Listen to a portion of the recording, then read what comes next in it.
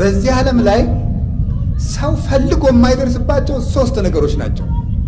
እንዳትፈልጓቸው ስሩ። ዝም ብላችሁ ብታገኙትም አትታበዩበት፣ ተጠቀሙበት እንጂ ብታጡትም አትዘኑበት። 3ቱን ነገር አንደኛው ገንዘብ ነው።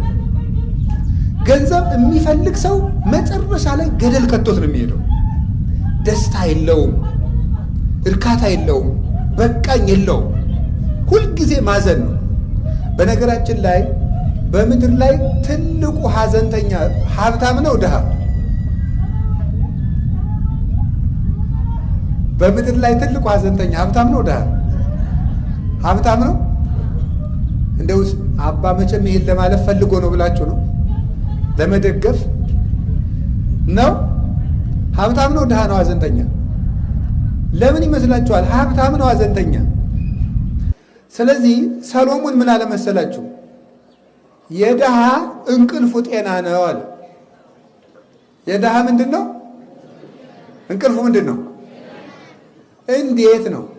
የባለጸጋሳ ጤነኛ እንቅልፍ የለውም። እንዴት? አንደኛ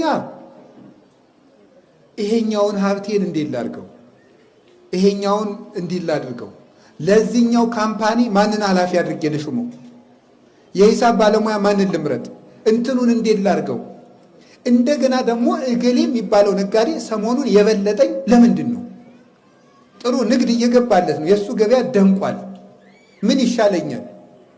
ጭንቅ ሲቋጥር ሲፈታ ሌሊቱ ይነጋል።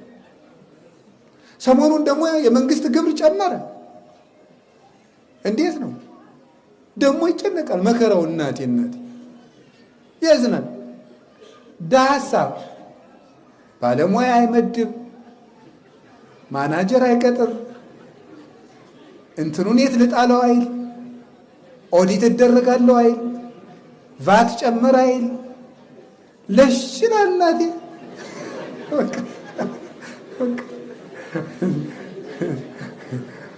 ማለዳ በቃ ከች ብሎ ተነስቶ ማለት ነው። እና አንድ ሰውዬ ሀብታም ነው እና እንቅልፍ አይወስደው እንዲህ ሲቋጥር ሲፈታ። በኋላ የእሱ ሎሌ ደግሞ እንዲሁ ተኝቶ ያድራል። መሬት ላይ ነው እኮ ጠዋት በግድ ነው አንተ ተነስ ተብሎ ለስራ የሚነሳ።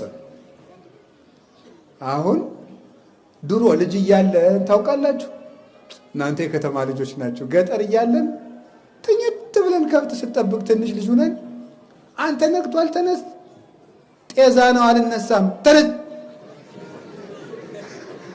ተብሎ እንደምንነሳ ተነስ ተብሎ ይነሳል። ይኸውላችሁ ማለት ነው።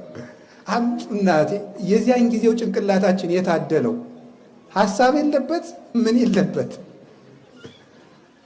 እገሌ ምን አለኝ ይሁን እገሌ ትናንት ያኮረፈኝ የለ በቃ ምን እረኛ ምን አለበት ይተኝስ። እና ያ ሰውዬ 300 ብር ሰጠው ለዚያ ድሃ። ቆይ እኔ እንደ ልቤ ካልጋ ላይ ተኝቼ እንደ ልቤ ሳልተኛ እያደርኩ ይሄ ሎሌ የኔ እንዳረጎት በልቶ እንቅልፍ እንደ ልቡ የሚተኛ ለምንድን ነው ብሎ ብር ሰጠው። አንድ ቀን ሌሊት 50 ብሯን ላክስቴ የለም ይበዛል 25 ላድርገው እንትን 10ሩን ለገሌ ሲል ወገግ ብሎ ነጋ። በመነጋው ምን አደረገ? ጌታው ብረውን እንኩና እንቅልፌን ይመልሱልኛል ነው ነገራቸው እኮ።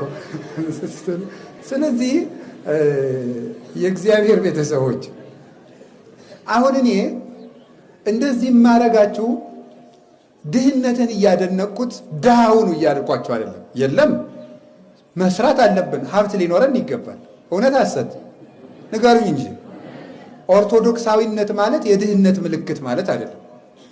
ቅዱስ ዮሐንስ አፈወርቅም ብሏል፣ ሀብትን አናወግዝም፣ በሀብት የሚመጣውን ትዕቢትና ስግብግብነት ግን እናወግዛለን ይላል።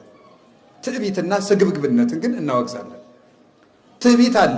ሀብት ስላላቸው ብቻ ቀዳሚ ወንበር እንዲሰጣቸው የሚፈልጉ ሰዎች አሉ። እንሰጣቸዋለን፣ ችግር የለም ነው። ግን አትፈልጉ እንደዚህ። ከቃሉ ጋር ናችሁ?